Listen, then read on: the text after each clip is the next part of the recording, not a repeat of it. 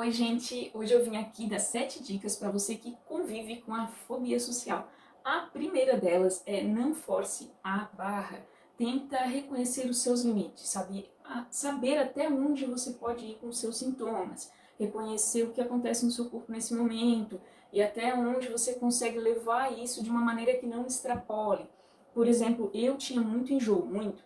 E se eu me colocasse num momento, assim, numa situação de exposição, que para mim era muito grande, por exemplo, apresentar um trabalho lá na frente, na escola, uma coisa assim, às vezes a minha náusea era tão grande que isso podia me dar, por exemplo, ânsia de vômito.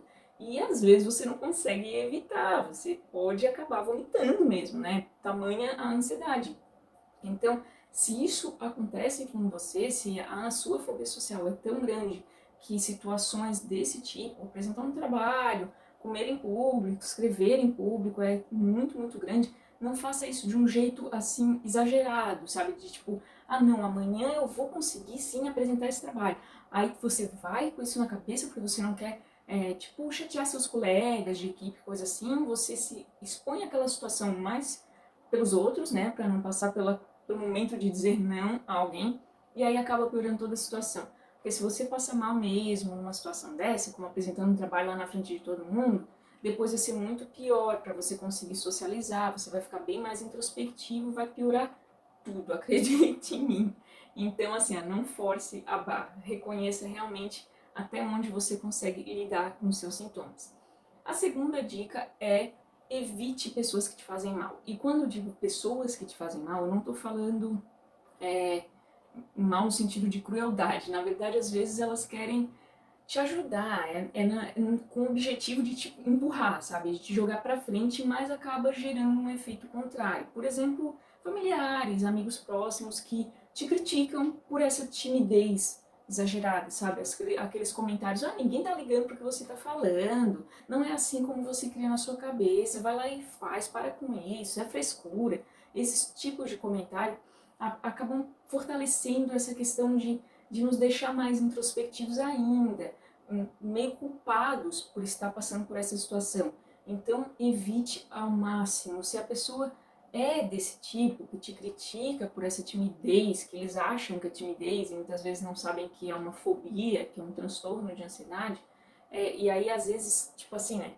Sei lá, às vezes é uma pessoa, um parente seu, e aí você tá em casa de boa e o parente chega e aí pergunta como é que você tá, ou pergunta pros seus pais, e você acaba passando por aquela situação de ter que contar alguma coisa, porque ele te pergunta diretamente. Tenta sair, sabe? Tenta sair da conversa de algum jeito. Tipo, puxa algum outro assunto e etc. Mas não se abra, não tente se abrir com esse tipo de pessoa. É sério, assim, ó, tempo perdido, sabe? As pessoas, é muito difícil você arrumar pessoas que compreendam, mesmo que sejam pessoas próximas.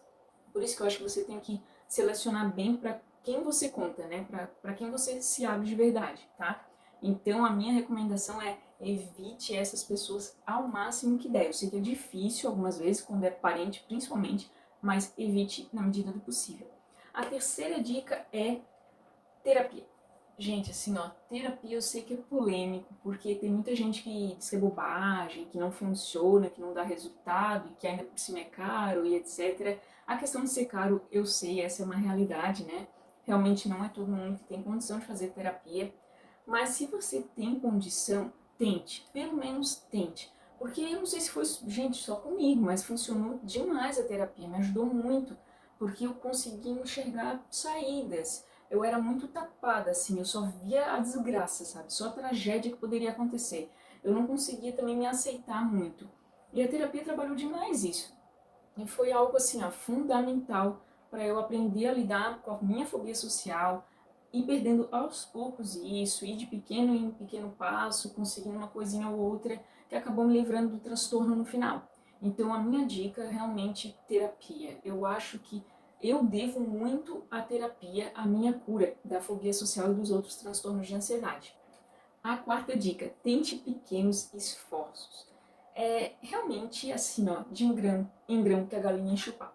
Então eu acho que não adianta você querer dar um passo maior que a perna, sabe? Tipo, chegar um belo dia, acordei e vou para um shopping cheio, ou eu vou num show, ou eu vou no cinema e vou sentar lá na frente. Eu acho que não é assim que as coisas funcionam. Eu sei que a mente ajuda muito, você pensar pra cima, pensar positivo, eu acho que realmente tem todo um efeito. Mas tem coisa, gente, que assim, ó, é físico, sabe? E aí se você acabar se atropelando, pode ser pior. Então, tenta dar pequenos passos, tipo, pô, amanhã eu vou no cinema, vou numa sessão que vai estar mais cheia, que vai ter mais gente. Mas eu vou sentar mais lá no fundão, perto da porta. Ah não, peraí, gente, cinema eu acho que a porta fica embaixo, né? Eu não lembro. Faz tanto tempo que eu não vou em cinema.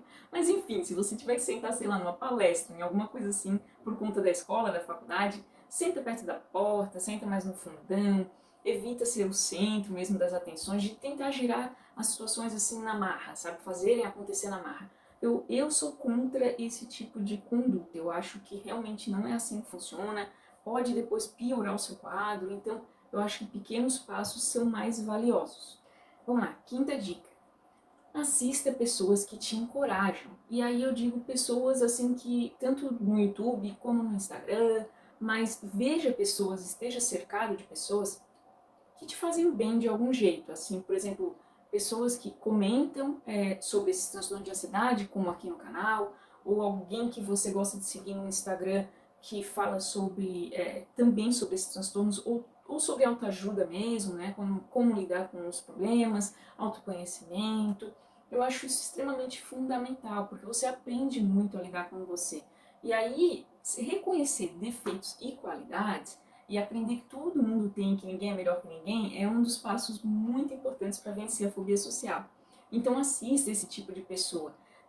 Sexta dica, conte isso a alguém importante. Fale para alguém o que acontece com você, né? O que você sente, os seus sintomas, as suas dificuldades em relação à fobia social, para alguém importante, por exemplo, assim, um coordenador de um curso na faculdade, um chefe, ou até seus pais, um professor importante na escola, que você sabe que vai às vezes entender o problema.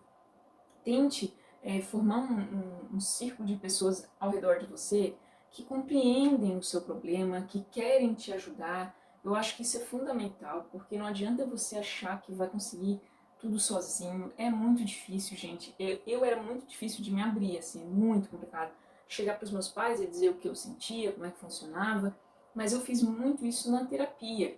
Eu também não me abria assim com amigos, eu não chegava nem para melhores amigos e contava tudo que eu sentia, eu tentava ao máximo esconder isso. E foi um erro que acabou prolongando demais o meu problema. Então, se você consegue contar, se abrir um pouco, vai de pouquinho, sabe? Não precisa chegar e declarar uma conversa e jogar tudo. Vai de pouquinho, cada dia, cada encontro, conta uma coisinha, sabe? Ó, eu passo por tal problema e tal, eu sinto algumas coisas quando tenho que... Às vezes fala, tipo, numa dando risada, sabe? Com um jeito de que tá brincando, porque brincadeiras, né? Dizer muitas verdades, às vezes funciona. Sétima dica: comece a reparar nos defeitos e erros das outras pessoas. E aqui eu não estou dizendo no sentido de crítica, sabe? De julgamento, não é isso. Mas é no intuito de você perceber que todo mundo é igual, que todo mundo comete erros, que ninguém é melhor que ninguém, que às vezes tem gente que é mais habilidosa numa coisa e menos em outra, e que tudo isso é muito natural.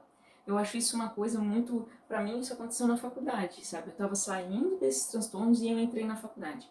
E quando eu entrei, vi gente assim de tudo quanto é canto, eu comecei a reparar muito nisso. Olha, tal pessoa pega, faz isso, vai lá na frente, fala, erra, ou o professor pergunta alguma coisa, a pessoa erra e ri disso, não tá nem aí, sabe? Pô, que comportamento bom, porque é espontâneo, né? Ela é realmente uma pessoa natural e se joga mesmo, não tem medo de julgamento, tipo, erra e não se constrange com isso. Aí comece a perceber o comportamento dos outros. Isso é muito bom, isso vai refletindo também em você, de um jeito que daqui a pouco você também está agindo assim, mais naturalmente, se auto-aceitando e deixando a coisa rolar, fluir mais espontaneamente. Isso é muito bom para quem é fóbico social. A gente que sempre parece que não é tipo fazer um teatro, mas a gente fica com muito medo de se mostrar para o outro. E aí você acaba não falando muito o que você pensa, sabe, escondendo o seu verdadeiro jeito de ser, e isso acaba piorando. Então, quanto mais espontâneo você conseguir for, melhor. E isso acontece muito quando você repara que as outras pessoas muitas vezes erram e não fazem daquilo ali, tipo, algo pior. Elas erram e elas aceitam o erro e levam aquilo numa boa e conseguem lidar de uma maneira muito natural. Então, acho que isso é extremamente saudável também. Então, não me entenda mal. Olhe e repare os erros, os acertos, os defeitos, os comportamentos dos outros, mas não no sentido de crítica. A menos que seja uma crítica construtiva. Mas realmente no sentido de reconhecer como as coisas funcionam, como as pessoas funcionam. Tá bom, gente, eu acho que era isso hoje, 7 diquinhas. Outra coisa, um recadinho que eu queria deixar pra vocês é que eu criei um Instagram, né, pro Delpani. E assim, gente, eu não sou a pessoa mais super assim de postar history todo dia e etc. Eu não sou. Mas eu crio conteúdos relacionados aos problemas, aos transtornos de ansiedade que eu tive, com dicas também, assim como eu faço aqui no canal, ou relatos de coisas que aconteceram, e memes engraçados também. Então, se vocês curtem esse assunto, se vocês curtem isso, curtem o canal aqui, seguem o Instagram do Delpani, eu vou deixar aqui na descrição. E outra coisa também, um recadinho bem rápido, eu não sou muito de pedir, né, que você se inscreva e etc. Mas se você curtiu esse vídeo, faça isso. Não vou falar tudo o resto que vocês já estão acostumados, e aperta no sininho, faça se você gostou desse vídeo, tá bom, gente? Um beijo e tchau!